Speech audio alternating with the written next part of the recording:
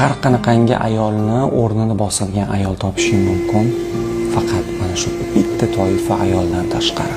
Bu shunaqangi ayolki, seni hech narsang bo'lmaganda u doim seni qo'llab-quvvatlashga tayyor bo'lgan ayol.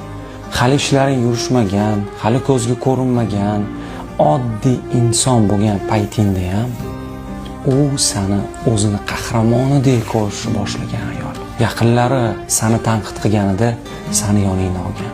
Sen hozir ko'zga ko'ringan obro'li, boy insonlarsan. Lekin bu ayol o'sha paytda ham senga ishonishdan, sendan faxrlanishdan to'xtamagan. Bunaqa ayol hech qachon boshqa ayolga almashtirib bo'lmaydi.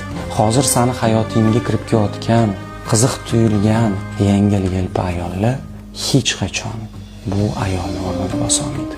Shunaqa ekan, bunaqa ayol hozir ko'zingiz zerikarli tuyulyapti degani bu ayolga ehtiyoji yo'q emas.